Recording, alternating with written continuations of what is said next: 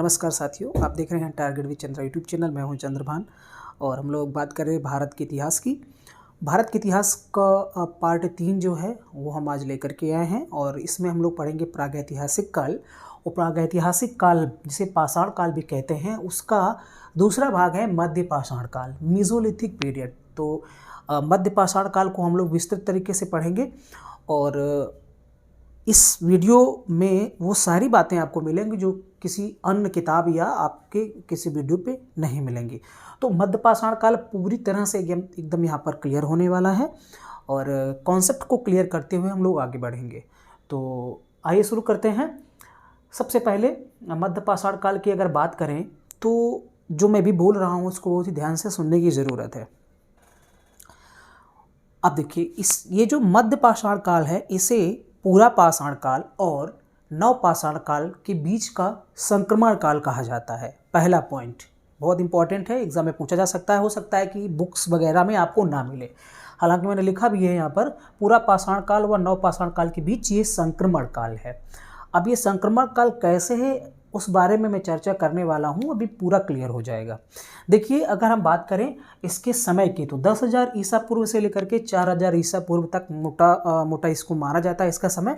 हालांकि राम शरण शर्मा जो एक प्रसिद्ध इतिहासकार हैं और उनकी पुस्तक भी है प्राचीन इतिहास के नाम से, तो उसमें उन्होंने 9,000 ईसा पूर्व से लेकर के 4,000 ईसा पूर्व तक का समय को मध्य पाषाण काल या मेसोलिथिक पीरियड माना है।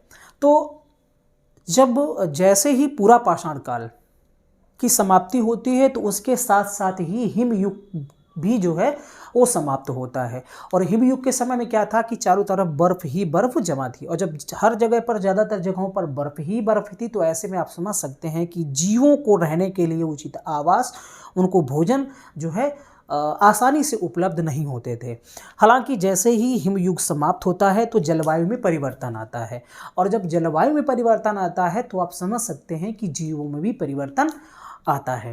तो उस समय जब हम बात करें पूरा पाषाण काल की तो जंतुओं की, जीवों की, पेड़ पौधों की संख्या कम थी। लेकिन जैसे ही मध्य पाषाण, जैसे ही हिमयुग समाप्त होता है, फिर क्या होता है कि उष्ण युग या शुष्क या गर्म युग आता है और ये समय काफ़ी समय तक स्थिर रहता है। मध्य पाषाण काल की बात करें तो अब यहाँ पर ज़्यादा जलवायु परिवर्तन नहीं होते हैं, लगभग एक जैसा मौसम बना रहता है। तो आपको जैसे पता भी है कि अगर एक जैसा मौसम रहता है तो क्या होता है कि जीवों को रहने के लिए आवास और भोजन जो है आसानी से उपलब्ध हो जाते हैं, उनको ज़्यादा समस्या नहीं होती है, स्ट्रगल नहीं करना पड़ता।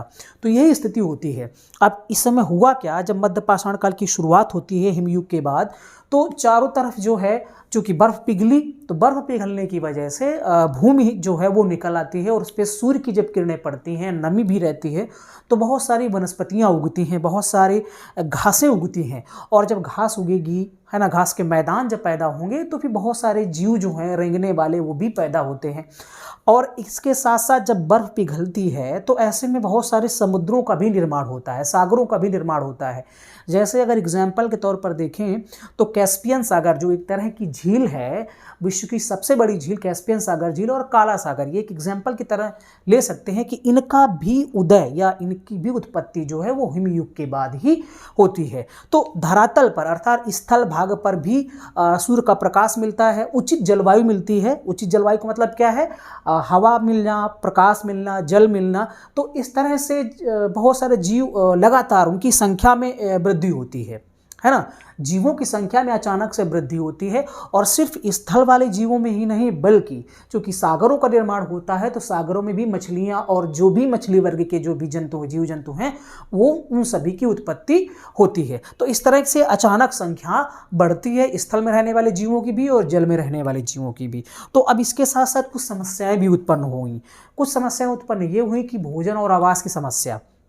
जैसे अब आप देख रहे हैं कि अगर हम बात करें भारत की तो भारत विश्व में दूसरे नंबर का सबसे बड़ा देश है जनसंख्या के हिसाब से, पहले नंबर पर चीन है। तो जब जनसंख्या बढ़ती है तो क्या होता है कि आवास की भी समस्या पैदा होती है और भोजन की समस्या भी पैदा होती है। तो ऐसे में जो मध्य पाषाण काल का मानव था उसने क्या किया कि वो अब क्योंकि भोजन के लिए भी अब संघर्ष और कंपटीशन जो प्रतियोगिता है वो बढ़ गई, जीव बढ़ गए, जब जीवधारियों की संख्या बढ़ गई तो भोजन के लिए भी प्रतिस्पर्धा जो है वो ज़्यादा हो गई। ऐसे में अब मानवों ने क्या किया कि उसने कुछ दिमाग लगाया। देखिए, व्यक्ति का मस्तिष्क तभी कुछ नई की चीज़ खोज पाता है जब उसे कोई समस्या आती है ना। तो एक तरह से देखा जाए तो कि सृष्टि का भी उदय एक समस्या के तहत ही हुआ है। ऐसा माना जाता है कि अंधकार की वजह, अंधकार से ही प्रकाश की उत्पत्ति हुई है ना, ये भी माना जाता है। तो उसी तरह जो है समस्या जब होती है तो उसका समाधान खोजने के लिए मस्तिष्क जो है वो चिंतन करता है, और जब मस्तिष्क चिंतन करता है तो ऐसे में उसकी चिंतन क्षमता भी बढ़ती है, मस्तिष्क की क्षमता भी बढ़ती है, कुछ नई चीज़ें भी निकल करके आती हैं। तो आपने पढ़ा था पूरा पाषाण काल। पूरा पाषाण काल में क्या था कि पत्थर, देखिए यहाँ पर मैंने लिखा हुआ है औजार, माइक्रोलिथ प्रकार के सूक्ष्म पाषाण।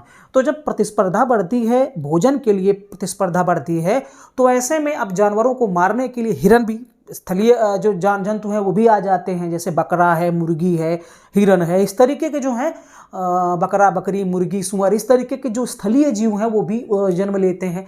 तो ऐसे में अब मानव ने क्या किया है कि अब कुछ न्यू तकनीकी के, नई तकनीकी के पत्थर, नई तकनीकी का मतलब क्या हुआ कि पहले उसको ये लगता था कि बड़े पत्थरों से जानवर नहीं मरते थे, गोल पत्थरों से, लेकिन अब उसने नुकीले और पतले सूक्ष्म जो पत्थर थे उनका इस्तेमाल शिकार करने के लिए वो करने लगा, है ना। और इसीलिए यहाँ पर मैंने लिखा हुआ है कि एक तरह देखा जाए तो ये आखेटक व पशुपालक काल भी था, है ना। तो आखेटक का मतलब क्या होता है? शिकारी। तो इस तरह से जो है बहुत सारा जो खाद्य पदार्थ हैं उनका वो संग्रह करता था, बटोरता था और अपना जीवन यापन करता था। और इस दौरान ये भी होता है कि अब मानव कुछ पहले से ज़्यादा चिंतनशील था, बुद्धिमान हुआ पूरा पाषाण काल की अपेक्षा, तब उसने पशुओं को पालना भी शुरू किया। और ऐसा माना जाता है कि पहला पालतू पशु जो था वो कौन सा था? कुत्ता। तो मध्य पाषाण काल का एक लक्षण ये भी है, एक विशेषता ये भी है कि पशुपालन की शुरुआत होती है और पहला पालतू पशु क्या था? कुत्ता था। औजारों की प्रकृति अगर देखा जाए तो माइक्रोलिथ प्रकार अर्थात सूक्ष्म पत्थरों का इस्तेमाल जो है इस समय के मानव ने करना शुरू कर दिया था। तो संक्रमण काल का मतलब ये होता है, जैसे मैं जहाँ यहाँ पर लिखा गया है संक्रमण काल, तो संक्रमण काल के बारे में बता दूं। जैसे आप मानते हैं कि गर्मी और सर्दी, भयंकर सर्दी और भयंकर गर्मी के बीच का जो समय होता है, अर्थात ना ज़्यादा गर्मी और ना ज़्यादा सर्दी, इस तरह के समय, और ये जो समय होता है वो भयंकर सर्दी और भयंकर गर्मी के बीच का समय होता है, और दोनों को जो कनेक्ट करके रखता है, उसी प्रकार जो है वो पूरा पाषाण काल और नव पाषाण काल के बीच का जो समय है वो मध्य पाषाण काल कहलाता है, और इसीलिए मध्य कहते हैं इसको, है ना। तो कुछ विशेषताएं हैं वो भी हमें ध्यान रखनी होती है, एग्जाम में पूछ भी लेता है कि किस प्रकार के माइक्रोलिथ प्रकार के जो औजार हैं वो किस काल में पैदा होते हैं या उत्पन्न होते हैं या उनकी वो आते हैं, मानवों के द्वारा यूज़ किए जाते हैं, तो वो मध्य पाषाण काल के समय में। अब देखिए यहाँ पर मैंने लिखा भी है कि हिमयुग के बाद का काल भी इसे कह सकते हैं, आखेटक व पशुपालक काल भी है। इसकी खोजकर्ता कौन है? तो सीएल कार्लाइल जो है 1857 ईस्वी में इन्होंने खोज की थी। हालांकि कई जगह पर आपको जॉन इवांस दिखा मिलेगा। जॉन इवांस ने लगभग 1853 के करीब जो है वो औजार खोजे थे, लेकिन समस्या ये है कि वो औजार जो हैं वो फिर नवपाषाण कालीन की तरह दिखते थे। तो खोज तो प्रागैतिहासिक काल में बहुत पहले लो, जैसे अब एक एग्जांपल मैं आपको बताऊं कि 1842 ईस्वी में डॉक्टर प्रिमरोज या प्राइमरोज ने सबसे पहले जो है वो पॉलिशदार कुल्हाड़ी खोजी।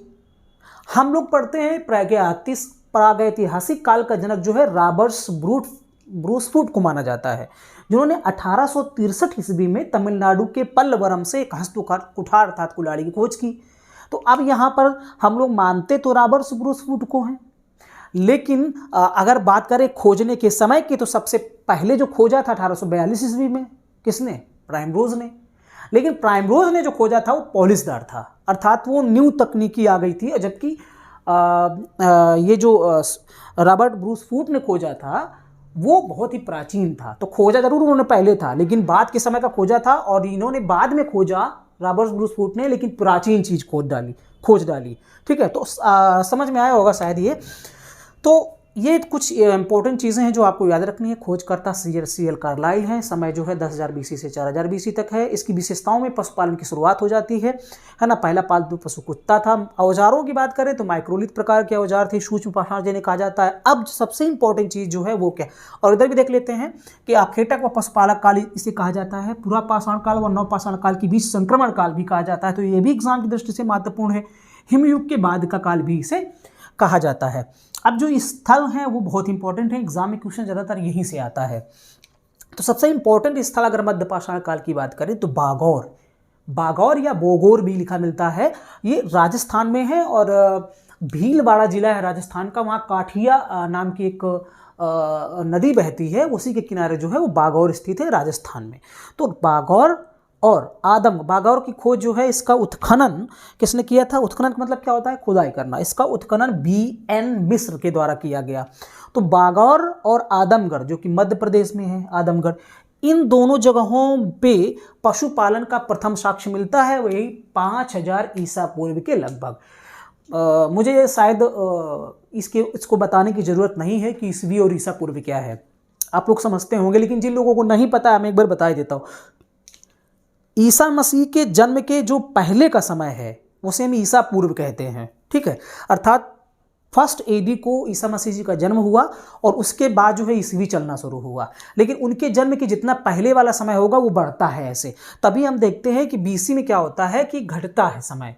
अर्थात जैसे यहाँ 10,000 BC से 4,000 BC आ गया तो ये घट रहा है। ईसा पूर्व में क्या आया था? समय घटता है और घटते घटते कहाँ तक आएगा? 1 ईस्वी तक, जब उनका जन्म हुआ था ईसा मसीह का। और उसके बाद आगे फिर जो है वो ईस्वी में चलता रहता है जैसे इस समय चल रहा है। तो बागौर जो है यहाँ कुछ इंपॉर्टेंट चीज़ें मिली। एक तो क्या मिला? पशुपालन का प्रथम साक्ष्य। दूसरा, मकान बनाने का प्रथम साक्ष्य जो है वो कहाँ से मिला है? बागौर, राजस्थान से। ये जो बागौर है वो भारत का सबसे बड़ा मध्य पाषाणिक आवास स्थल है, ठीक है, भारत का सबसे बड़ा। तो ये 2 स्थल जो हैं आपको याद रखने हैं। अगला स्थल है सराय नाहर राय।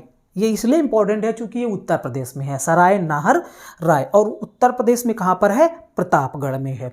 अब यहाँ पर क्या क्या चीज़ें पाई गई हैं? सबसे इंपॉर्टेंट चीज़ तो देखिए, यहाँ पर प्रथम मानव अस्थिपंजर के अवशेष कहाँ से मिले हैं? सराय नाहर राय, जो कि उत्तर प्रदेश के प्रतापगढ़ जिले में है।